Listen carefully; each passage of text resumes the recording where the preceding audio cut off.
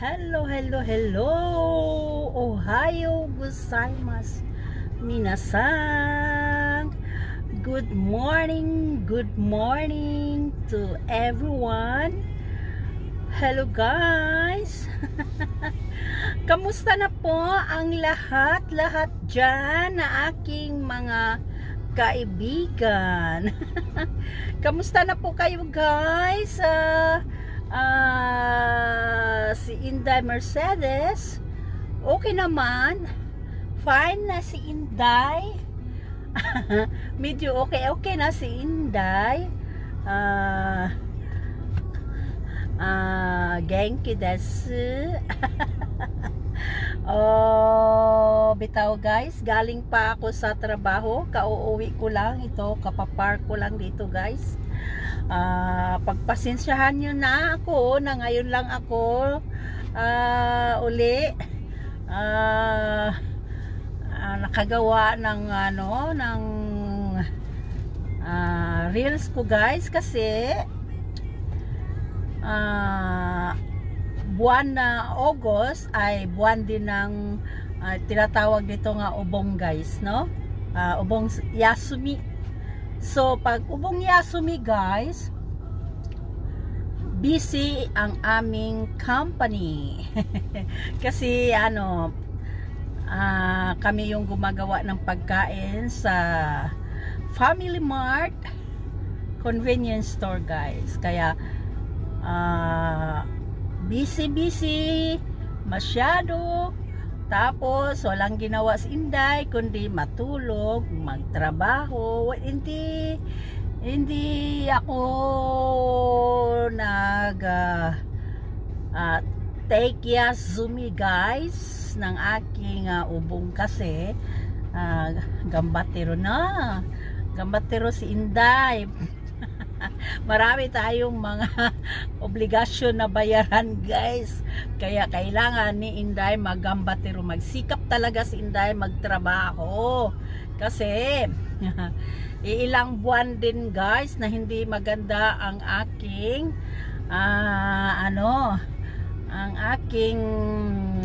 performance sa trabaho guys. Palagi akong Yasumi, palagi akong absent guys dahil sa aking vertigo, dahil sa aking tenga.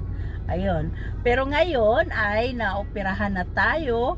Na yata, kailan ba ako naoperahan? April, May, June, July, August, going to 4 months na guys yung aking opera sa tenga. Sa awa po ng Diyos ay hindi na po tayo nahihilo, hindi na po nalulula, at medyo okay na guys. Kaya gambatero si Inday sa trabaho, hanggang may trabaho talaga si Inday. Tapos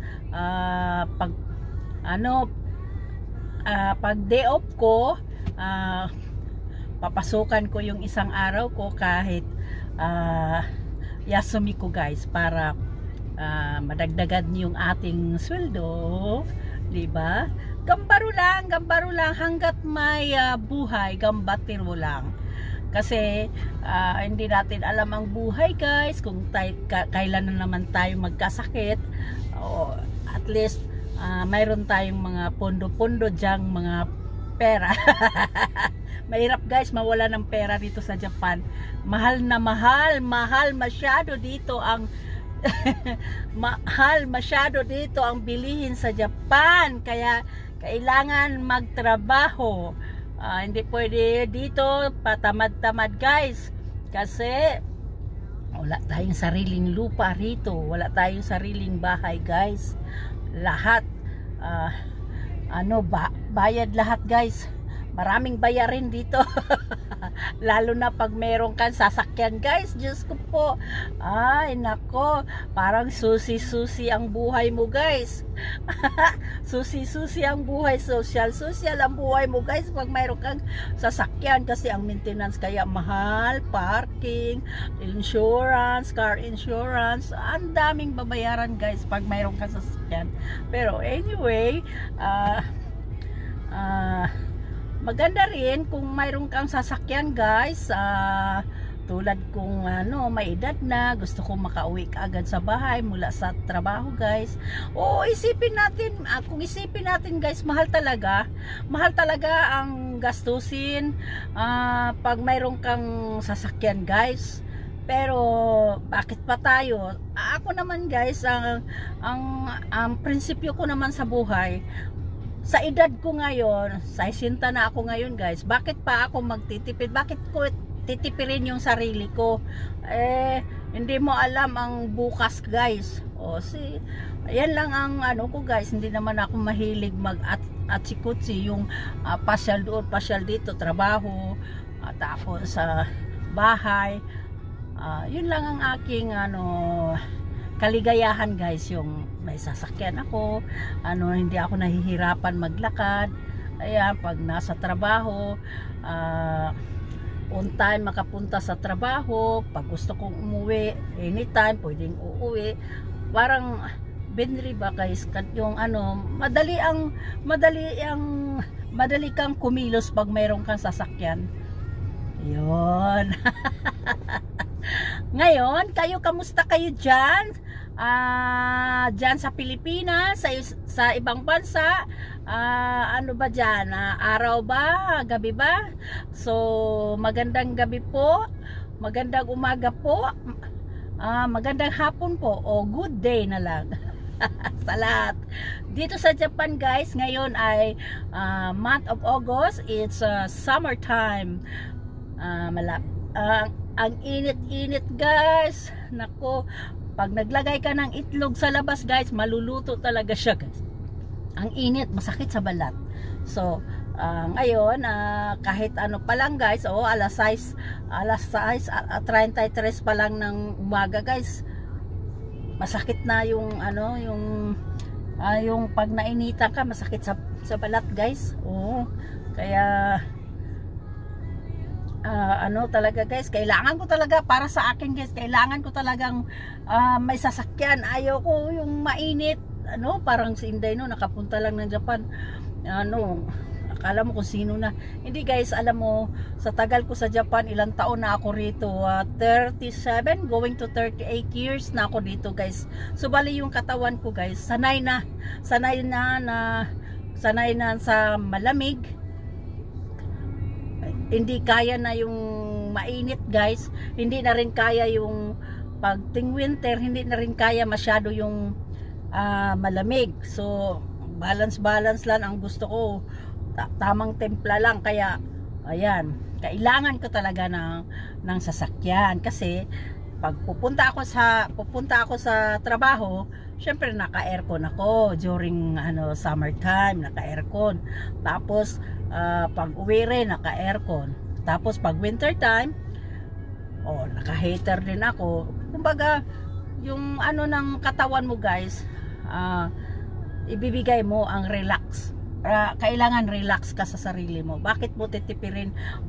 Sa bagay, yung iba gusto nilang ganun ang way of living nila, na ayaw nila magsasakyan. So wala tayong magagawa dyan guys, kagustuhan nila yan. Pero ako, pag ako ang tatanungin, mas maganda talaga yung may sasakyan, kasi siyempre nagtatrabaho tayo ng mabuti. Alagaan natin yung sarili natin, yung health natin guys, kasi para rin tayo makapagtrabaho ng mabuti. Kasi pag hindi natin alagaan yung sarili natin guys, parang wala kang pakialam sa katawan mo guys, sa health mo. Mahirap, hindi mo alam kung kailan ka magkasakit. So talagang kung maaari, ibigay na ang relaxation sa ating katawan. Tulad yung pag winter, malamig, kailangan may heater. Pag summer, kailangan malamig. So maganda na may sasakyan,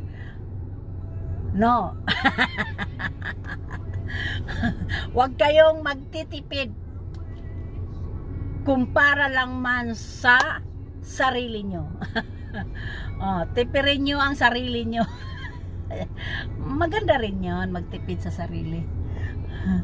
magtipid sa sarili, maganda rin yon. Pero sa mga edad na ganito, parang no? Kailangan na rin ibigay ang relaxation. Para syempre maganda naman yung magtrabaho tayo guys, puro na lang tayo trabaho, no? Tapos pagdating sa sarili natin, tipirin natin na parang ano ba ang tawag niyan guys, parang bakit ba ako nagtatrabaho, no? Bakit pa ako nagtatrabaho tapos pahirapan ko lang pala yung sarili ko, parang hindi ko, ewan ko. kaya nga ako pumunta ng Japan para maganda ang buhay.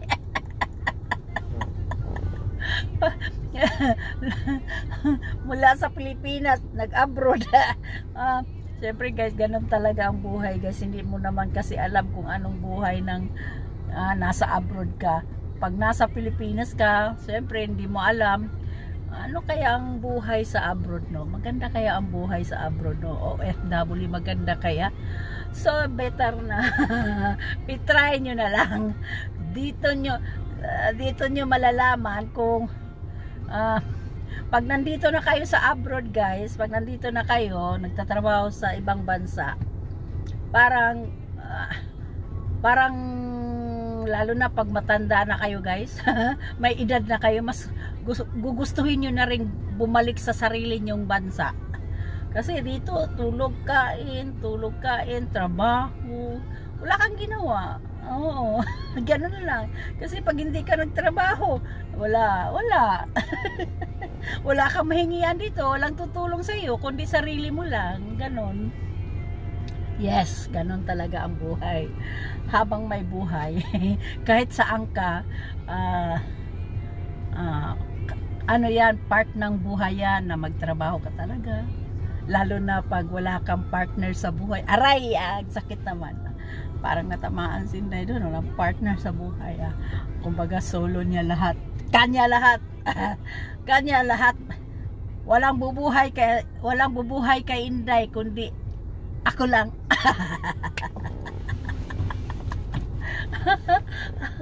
Kaya magsikap ka Inday. Inday Mercedes, magsikap ka magtrabaho ha. Ingatan mo yung katawan mo kasi walang bubuhay sa iyo. Ay, yes. Oh. Yes. Ang hirap kaya guys pag nagkasakit ang tao tapos wala ka pang partner sa buhay. Diyos ko, hindi mo alam kung anong gagawin mo. walang mag-aalaga sa iyo. Pero okay lang kahit walang partner sa buhay. Okay lang. Kaya pa man, kaya pa. Kaya. Kakayanin ang lahat. Mabuhay lang si Inday. Sige na guys. As of now, yan lang muna. Pang good vibes lang guys. Pang paano lang ba? Tawa-tawa lang po ginagmay good kay kapoy kis nga talan. Andito muna ako sa napa ko dito sa parking guys. Nagpahulay sa ako kadiyot. Pahulay sa ako kadiyot bago ako uuwi. Malapit naman yung apartment ko diyan guys. Pahuway sa ako dito, no? Yan lang ang aking kwento for today. Tingnan mo ang beauty ni Inday. Galing trabaho pa yan guys. Diba? Diba nagpa-aircon, ang ganda. Paglabas naman nito ang init. Ang init guys. Pero mga 3 minutes lang man ang lakad mula rito sa parking hanggang sa apartment. Okay lang. May dala naman akong handy fan. No? Kailangan talaga. Maraming nagsasabi, Inday, mag-diet ka nga. Ang taba-taba mo eh. Ang init-init, paano ako mag-diet? Maraming nagsabi sa akin na mag-diet. Nag-diet naman ako eh. Hindi na nga ako masyadong kumakain. Talagang tabain talaga ako guys. Mahanginan lang ako, lulubo na kaagad. Aday, komedya lang guys. Wala. Pagod na kasi sa trabaho guys. Gustuhin ko mang maglakad. Grabe guys, kapoy na kayo sa trabaho. At lalim ang katindog. Pila ka oras tindog. Karong gabi una. 7 ka oras ang tindog guys. Isa lang ka oras ang lingkod. 7 ka oras ang lingkod. Kapoy na kayo. Ang mga bagtak. Ang mga talampangan, ang mga tikod. Sa mga balakang, ang sakit-sakit na guys. Gusto nang magpahinga.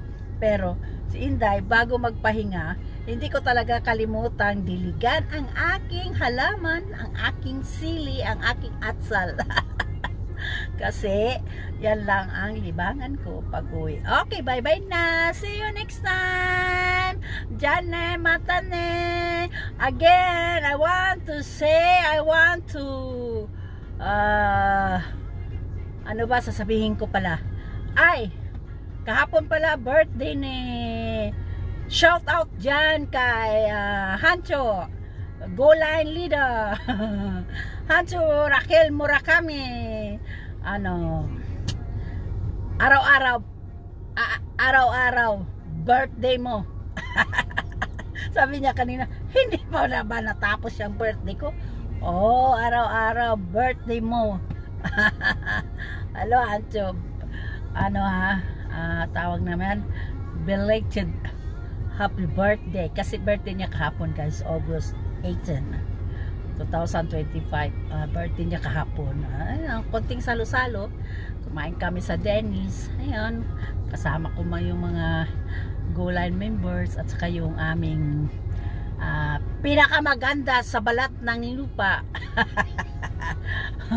Our leader Raquel Murakami. Okay. O sige na guys, bye bye na. Ato na ko sa mauli na ko. Baktas na ko. Okay, bye bye. See you next time. Paki-like and share, paki-subscribe naman yung aking YouTube channel guys. Mercedes Tenyo in YouTube channel. Og ayaw gyud kalimti pag pindot sa kuan guys, katong bitaw bell na all para updated kayo. Tukan sinday, para updated kayo palagi sa aking mga bagong videos. Okay, bye bye. Oy, follow nyo ako sa aking Facebook guys, Mercedes Busano Tenyo. Okay, sa Instagram ko, sa TikTok ko, hanapin nyo lang ako palagi dyan. Nandyan lang si Inday, pakalat-kalat sa mass media. Okay, bye bye na. Sayonara.